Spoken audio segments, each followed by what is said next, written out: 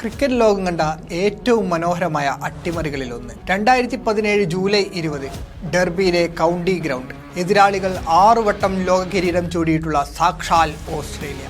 മഴ കാരണം 42 ഓവറാക്കി ചുരുക്കിയ മത്സരത്തിൽ ലോകം കരുതിയത് ഇന്ത്യ പരാജയപ്പെടുമെന്നാണ്. എന്നാൽ അന്ന് ജനിച്ചുകൊണ്ടിരുന്നത് പുതിയൊരു ഇന്ത്യൻ ചരിത്രമായിരുന്നു.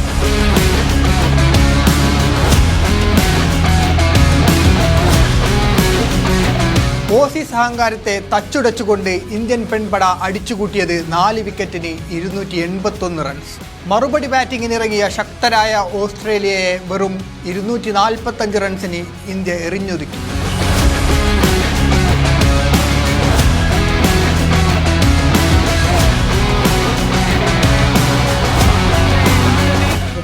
റൺസിന്റെ ആധികാരിക വിജയത്തോടെ ഇന്ത്യ ലോകകപ്പിന്റെ ഫൈനലിലേക്ക് മാർച്ച് ചെയ്തു. അതൊരു വെറും വിജയമായിരുന്നില്ല, ഇന്ത്യൻ വനിതാ ക്രിക്കറ്റിന്റെ ഭാവിയെക്കുറിച്ചുള്ള വലിയൊരു കാഹളമായിരുന്നു. തുടക്കത്തിൽ തന്നെ സ്കോർ ബോർഡ് പതറി നിൽക്കുമ്പോൾ ക്രീസിലേക്ക് നടന്നത് ഒരു കൊടുങ്കാറ്റായിരുന്നു. അന്ന് അവൾക്ക് പ്രായം വെറും 28 വയസ്സ്. പിന്നെ നമ്മൾ കണ്ടത് വനിതാ ക്രിക്കറ്റ് ചരിത്രത്തിലെ തന്നെ ഏറ്റവും ഭയാനകവും എന്നാൽ മനോഹരവുമായ വെടിക്കെട്ടാണ്. മൈതാനത്തിന്റെ അതിരുകൾ ചെറുതായതുപോലെ വെറും 115 പന്തുകളിൽ പുറത്താകാതെ 171 റൺസ്. സ്ക്വയർ ലെഗിലൂടെയും മിഡ് വിക്കറ്റിലൂടെയും അവൾ പറത്തിയ 20 ക്ലാസിക് ബൗണ്ടറികളും 7 കൂറ്റൻ സിക്സറുകളും ഓസീസ് ബൗളർമാരുടെ ഉറക്കം കെടുത്തി.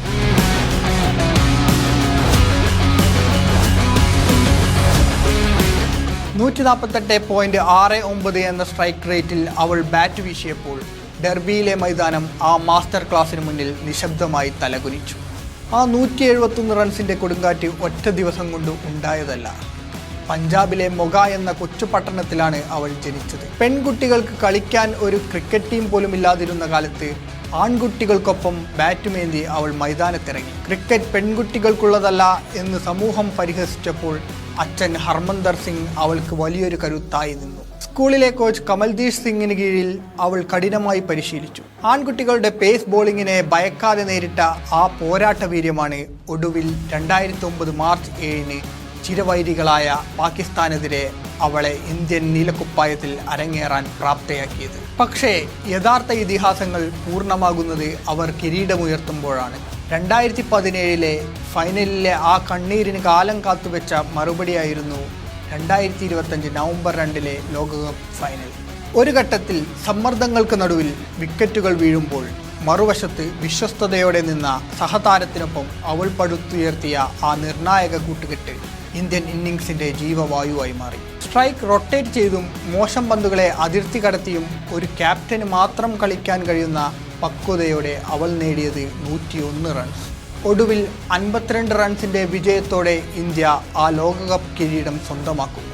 അന്ന് ഹർമൻ വെറും ഒരു ക്യാപ്റ്റൻ മാത്രമായിരുന്നില്ല, തകർച്ചയിൽ നിന്ന് ഇന്ത്യൻ ടീമിനെ കൈപ്പിടിച്ചുയർത്തിയ രക്ഷക കൂടിയായിരുന്നു.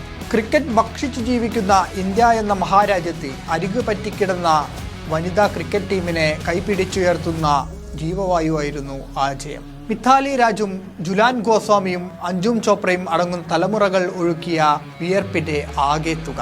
ഹർമനും സ്മൃതിയും ജമീമയും ദീപ്തിയുമെല്ലാം ഈ രാജ്യത്തെ കോടിക്കണക്കിന് പെൺകുട്ടികൾക്ക് ആത്മവിശ്വാസത്തിൻ്റെയും പ്രതീക്ഷകളുടെയും പുതുലോകം തുറന്നുകൊടുത്ത ലോകകപ്പ്. ആ മഹാവിജയത്തിന് ശേഷം ഹർമനും സംഘവും മറ്റൊരു ലോകകപ്പ് കളത്തിലാണ്.